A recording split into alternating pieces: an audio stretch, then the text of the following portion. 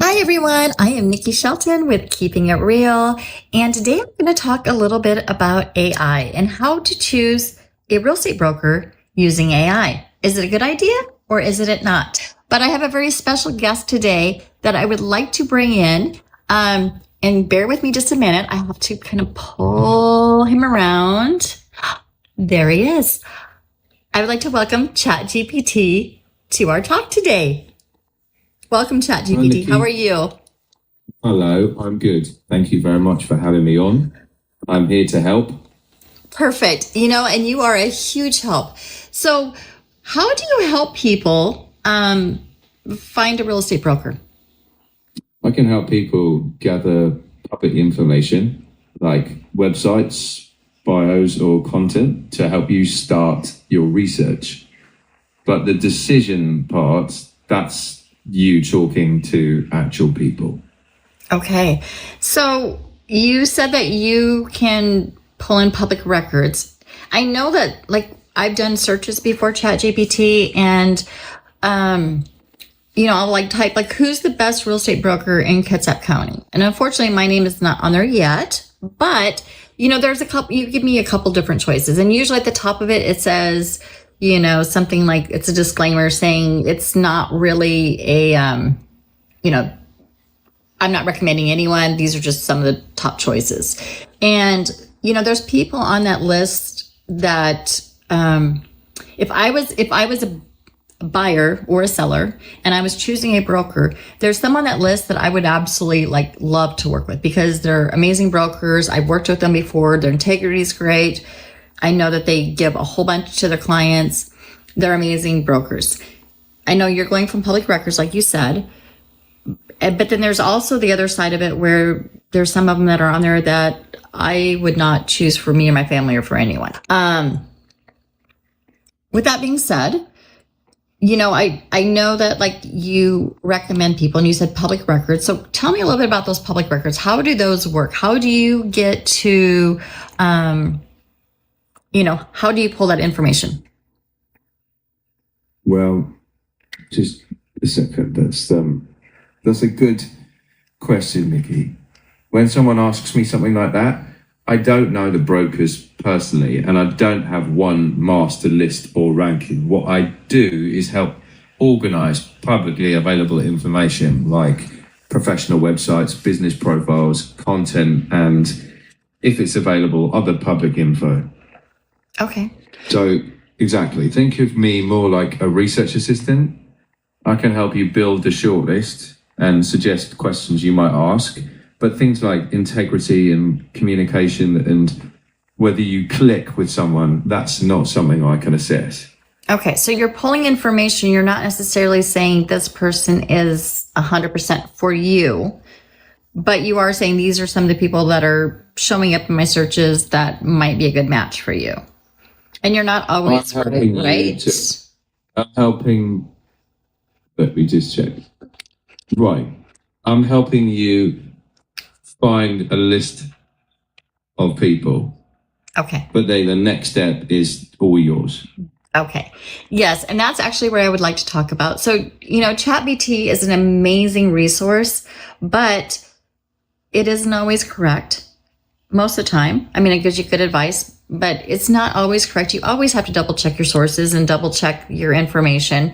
And with real estate being such a relational type of business, it's so important to make sure that the person that you're going to hire is a person for you. I mean, it's a person that you're going to be able to get along with, that you're going to be able to speak to honestly and openly. You need that person on your corner. So what ChatGPT, and you can correct me if I'm wrong, was saying is use them as a starting point. I also like to suggest, asking family, friends, or coworkers, or maybe your neighbor who just did like a roofing job or something like that. Who is who did you use? What type of experience did you have with them? Using ChatGPT's information. Hey, actually, I'm asking you about that, ChatGPT. So if you do, let's say you recommend two people and somebody says, okay, I've narrowed it down to these two. What could they do from your search that you gave them to help find the person that might be the best match for them? I mean, obviously they're going to do this research on their own, but what could they do besides interview Let me them? just check. Yeah, it's a good question. So once you've got it down to 2 or 3 people or brokers, I'd suggest going a little deeper.